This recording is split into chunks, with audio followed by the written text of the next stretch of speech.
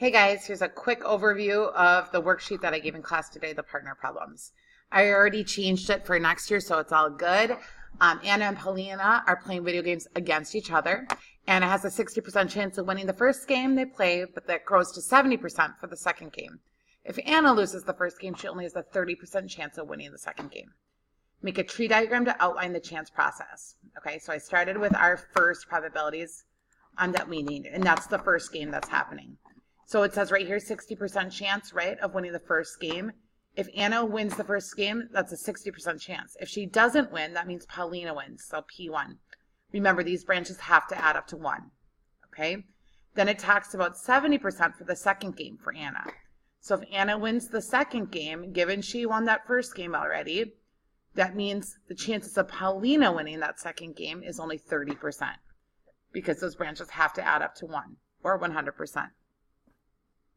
If Anna loses the first game, which means Paulina won there, so we're on this branch, she only has a 30% chance of winning the second game. Okay, so that's right here. Paulina wins the first game, that means Anna loses. Now Anna has now won the second game with a 30% chance probability.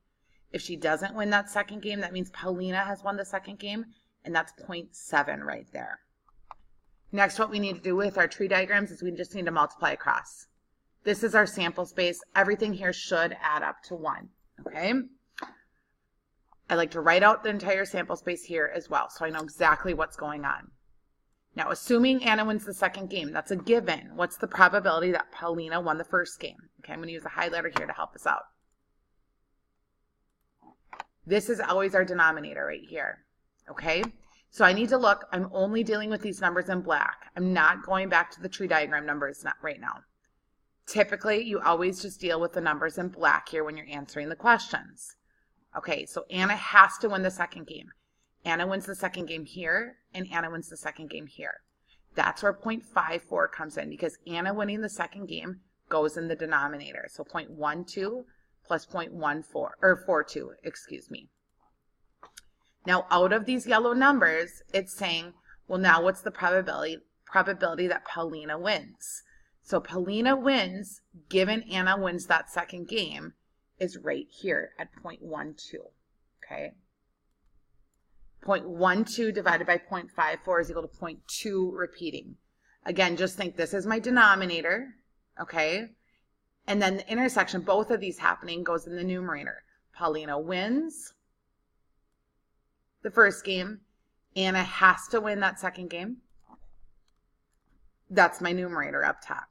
Let me know if there's any questions.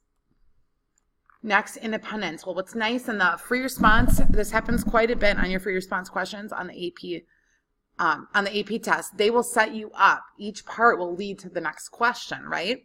So are the events Paulina winning the first game and Anna winning the second game independent? Justify your answer.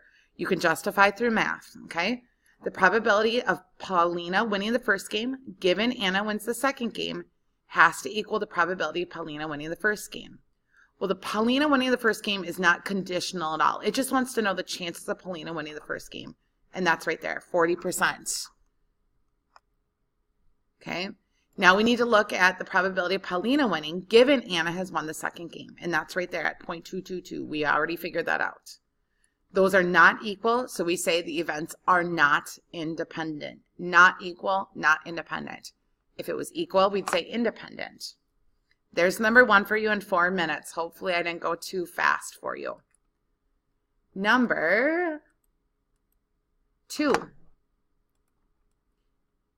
Jane has a 32% chance of getting into Carleton and a 40% chance of getting into Olaf.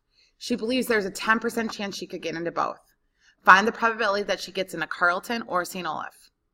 This is a union. This is an or, okay? The addition rule. So we find the probability of going to Carleton plus the probability of Olaf minus the probability of the intersection of them both happening at the same time. Carleton is a 32% chance. That's right here. Olaf is 40% chance. That's right there. We add them together. There's a chance that she could get into both. Well, there's a chance she could get in both here and here. So we have to subtract out the intersection. That's the addition rule. And you can see that here. Excuse me, the bell just rang for 6th hour. I'm going to finish up, though. I have the passing time.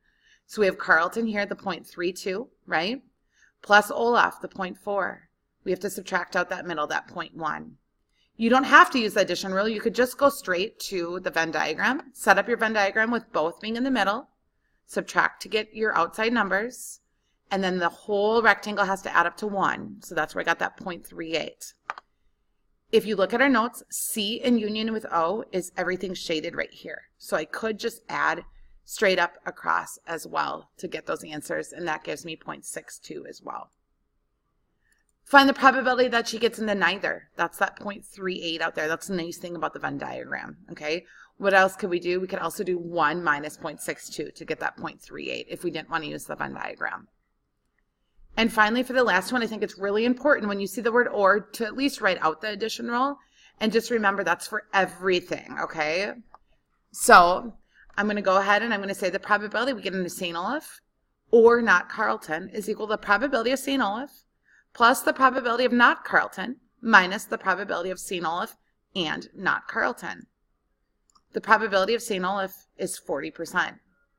The probability of not Carleton is 68%, okay? Where did I get that? Not Carleton is right here and right here for 68%. Minus the intersection, the probability of St. Olaf and not Carleton, which is this little piece right here, which equals 0.78. All right, on to number 3. Let's see if I can get it before the bell rings. And that is right here. Okay. We have cereal. There are cards in them with Jeff Gordon, Dale Earnhardt, so on. You can read through the question, okay? There's 5 cards are equally likely to appear. That's a good thing. 1 number for each card. She is surprised it took her 23 boxes to get the full set of cards. Should she be surprised? On average, how long does she need to wait to get a full set of cards? Carry out a simulation to answer this question. Okay, this is the question we're wondering. How many boxes do we need to take out until we get all 5 drivers' cards? To simulate a trial, we will use numbers 1 through 5 because there's 5 drivers. And we'll go across the line on the number table by a single digit, recording the number. I should put a comma there. 1 will be JG, Jeff Gordon. 2, Dale Earnhardt Jr. 3 will be Tony Stewart. 4, Danica Patrick.